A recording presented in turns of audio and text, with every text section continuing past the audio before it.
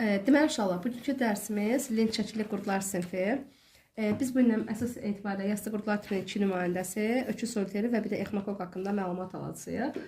Yadınızdadsa biz yastı qurdlar tipini demişdim ki, hansı var idi? 3 sinfə bölünür, düzdürmü? Bəli, kirpili qurdlar sinfi Akpanari yalnız sərbəst nümayəndə idi. Gerdə qalan nümayəndələrin isə hamısı parazit nümayəndələri idi və tipin əsas xarakter xüsusiyyətləri keçən dəfə sadalanmışdım. Bir də bir şey deyim ki, hamısı da hermafrodit idi. Parazit fərdlərin hamısı inkişaf dövriyəsi sahib dəyişməklə keçirdi və belə bir inkişaf dövriyəsinə deyirlər bioelementlər, yəni canlıdan canlıya sahib dəyişmə mərhələsi müşahidə edilirsə, belə orqanizmlər deyilir bioelementlər. Əvvəlcə gəlin öküz soliterinin bədən quruluşu ilə tanış olaq, morfoloji xüsusiyyətlərindən tanış olaq. İnsan bədənində parazitlik edən ən uzun qurddur desək yanılmarıq. Təsəvvür edin ki, qurdun uzunluğu 4-10 metrə qədər ölçüdədir. Lakin sual verəcəksiniz ki, müəllim, bu insanın bağırsağına necə sığır? Əlbəttə, əslində yetkin insanın bağırsağı normada 26 metrə qədər olur. Amma məktəb dərsliklərində bağırsağın ölçüsü, yəqin uşaq bağırsaqların ölçüsü ilə götürdüyünə görə onun ölçüsü daha qısa deyirlər. Amma əslində reallıqda bağırsaqların ölçüsü daha uzundur. Nazik, çox nazik və çox zərif olduğu üçün insan bağırsağına rahatlıqla yerləşə bilir. Heyvan ümumi ölçülərinə baxmayaraq əsas bədəni 3 hissədən ibarət edir. Başçıqdan, nap nazik olan xırda boyuncuqdan və minə qədər olan buğumdan ibarət edir. Deməli, inşallah, başçıq ilə boyuncuqda xromosomlar yadınızda saxlayın, həmişə eyni olur və yaşlar da həmişə eyni olur və inkişafın yalnız eyni dönəmdə yaranır. İndi mən onu izah edəcəm nəyə görə elə olur. Başçıq boyuncuqdan sonra boyuncuğun dip hissəsində xırda ölçülü, əvvəlcə yeni yaranmış, deməli buğumlar formalaşır. Beləliklə, hər buğum yeni yarandıqca digər buğumlar aşağı doğru düşür və beləliklə bədənin sonuna çatdıqda artıq buğumlar müəyyən bir ölçü forma almış olurlar. Tezlərə düşür ki, yeni yaranmış buğum ilə sonuncu buğum nəyinə görə fərqlənir? Yadınıza saxlayın. Yetişmiş qametlərinə görə, yəni qametlərin inkişaf dərəcəsinə görə və bir də yaşına görə fərqlənəcəkdir. Amma fərqlənməyəcəkdir təbii ki, nəyinə görə? Deməli, xromosom sayına görə qətiyyən fərqlənə bilməzlər. Heyvan, deməli, başçıqda olan 4 ədəd sormacı ilə insanın bağırsağının divarına, epitelisinə yapışır və yapışdığına görə də indi sual verəcəksiniz müəllimə, qaraciyər sorucunda olduğu kimi sorurdumu? Xeyr, sormasına gərək də yoxdur.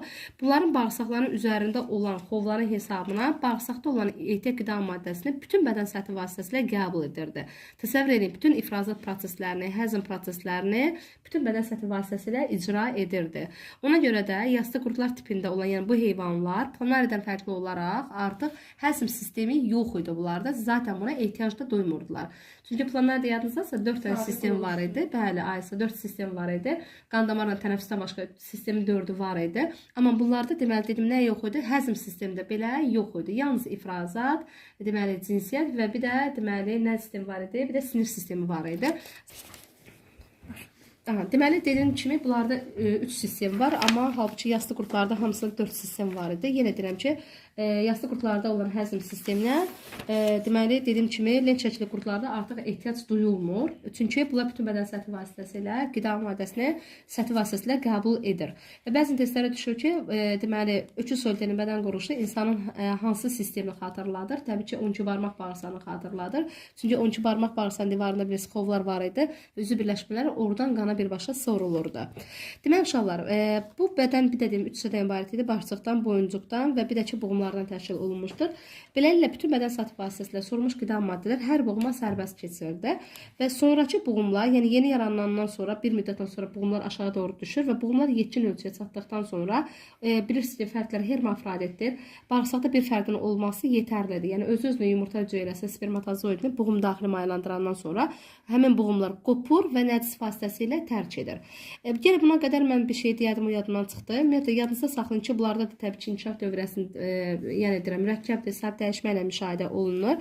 Sahib mərhələsinə diqqət etirsəz, deməli, əsas sahibi insan edir, aralıq sahibi isə qara maldır. Deməli, xordalar tipini məmələr sinfinə aid edir.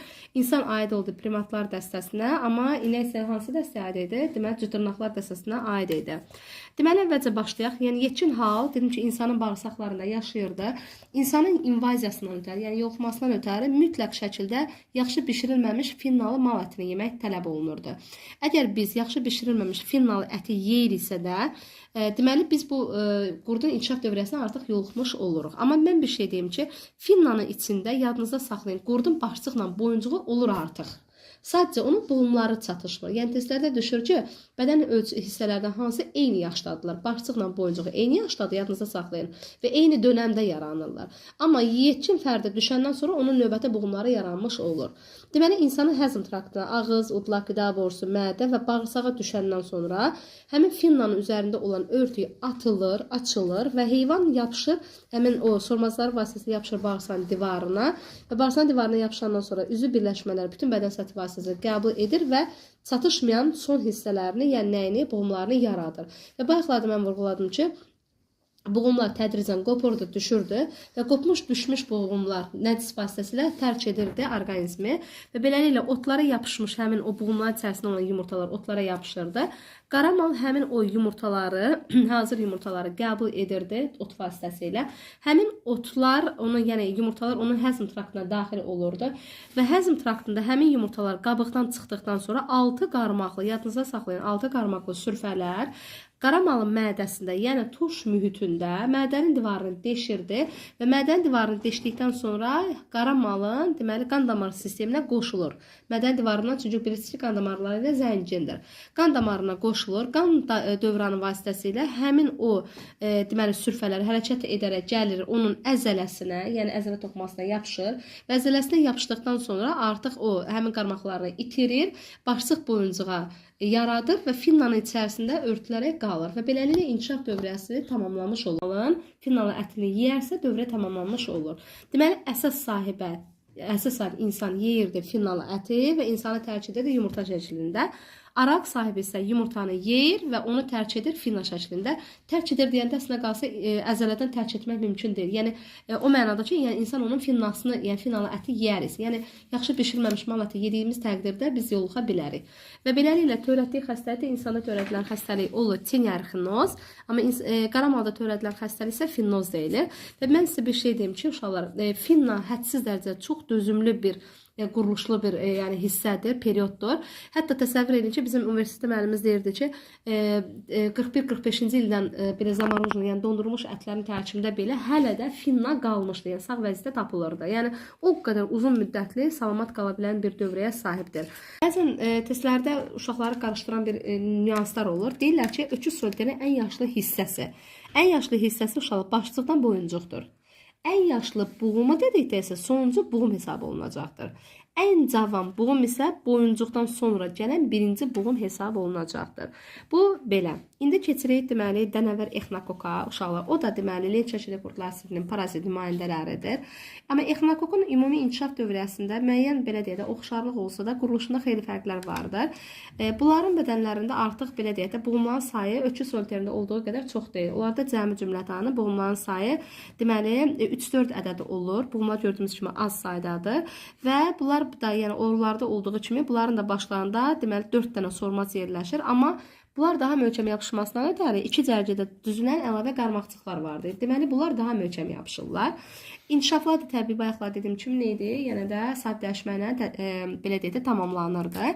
Əsl sahibləri olurdu it, pişik və təbiətçisi də təbii ki olacaqdır. Orada yırtıcı heyvanlar, canavar və digər yırtıcı məməlilər ola bilərlər. Araq sahibi isə malqara, dinc heyvanlar, yəni ət ot yeyən heyvanlar və yaxud da insan da ola bilərdi. Demək necə olurdu uşaqlar? Əgər bizim təbii ki belə deyək də it, pişik saxlayan insanlar, əgər təbii ki bunlar müəyyən qaydalara riayət etmədikdə, təbii ki it, pişik onun əsas sahibi olduğuna görə onun da bağırsağında yaşayacaq. Ya da saxlayın ki qurdun əsas sahibi kimdirsə də onun bağırsağında yaşamalıdır. Və oradan nəcis vasitəsilə yumurtalar xaric olacaqdır. Çünki əsas sahibi kimdə yaşayırsa orada cinsi yola çoxalma keçirməlidir. Amma araq sahibi isə qeyri-cinsi yola çoxalma keçdiyinə görə orada period biraz fərqli ola bilər. Deməli, bir də deyirəm, əsas sahibi olan yırtıcı heyvanlar və yaxud da insan təbii ki yırtıcı heyvan saxlamayacaq, biz it pişiyi saxlaya bilərik. İt pişiyin bağırsağında yaşamış həmin bu qurd bağırsaq divarına yapışır və beləliklə yumurtalarını qoyur. Məsələn, öküz soliteri sutkada 175 min yumurta qoyurdu. Fikir verirsiniz nə qədər böyük bir rəqəmdir. Beləliklə bu da yumurtalarını qoyur. Yumurtalar deməli nəcis vasitəsilə düşür deməli torpağa.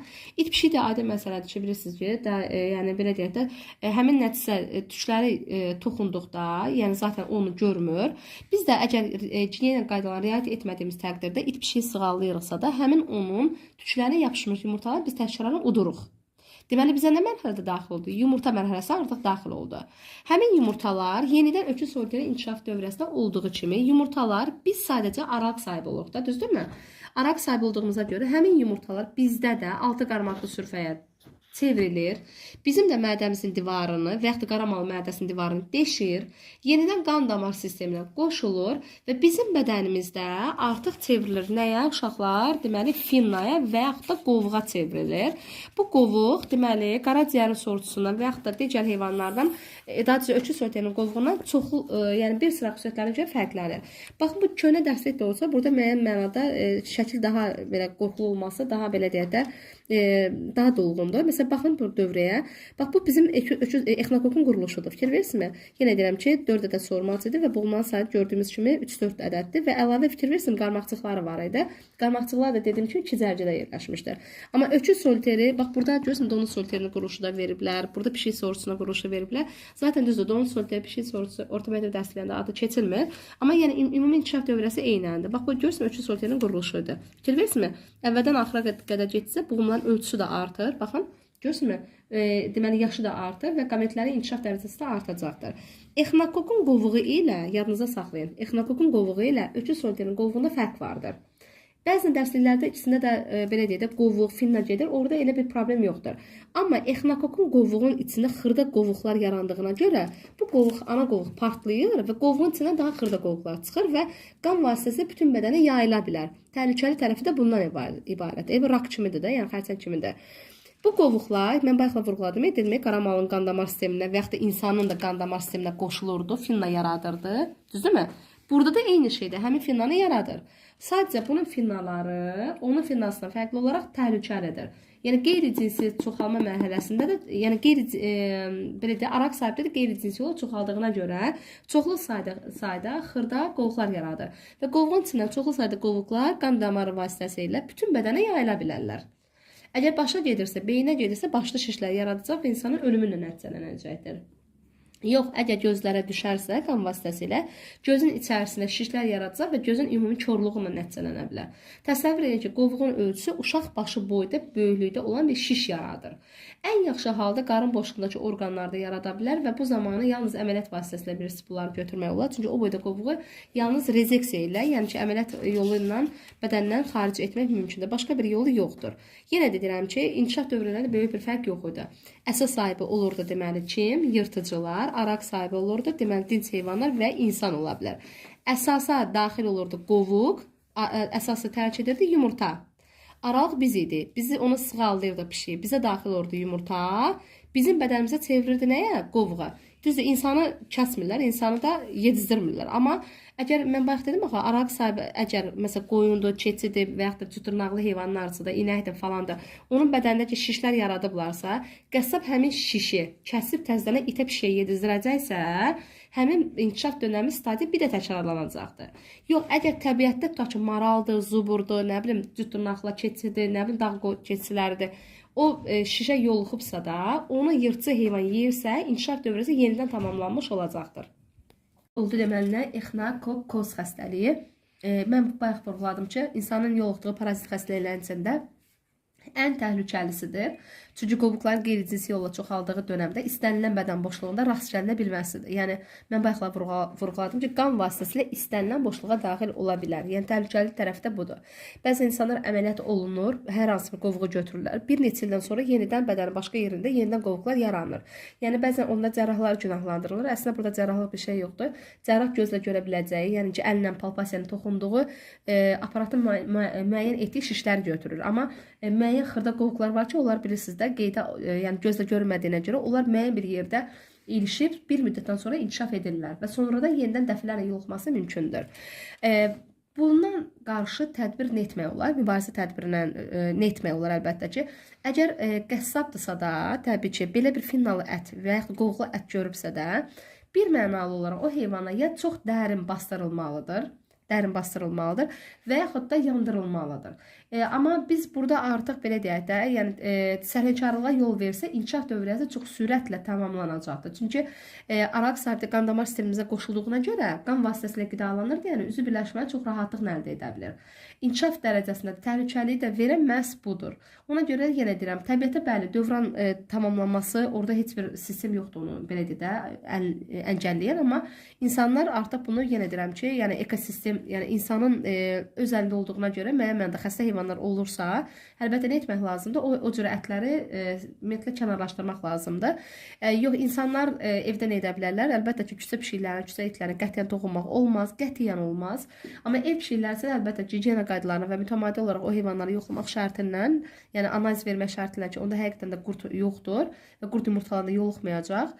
Bu zaman biz özümüzə qismən belə deyək də, hardasa da nə edə bilərik, qarantiya ala bilərik. Amma yox, ev pişiyinə görə çölə buraxırıqsa, həmin pişik yenidən gəlib hardasa gəzirsə və həmin yenidən exnakok yumurtalarını evə gətirmə ehtimalı da var. Yəni ona görə də ev heyvanlarını qətiyyən ətraf mühitə yəni buraxırıqsa da artıq biz belə şeylərdə nəzərə almalıyıq ki, yəni bu cür təhlükə bizi gözləyə bilər.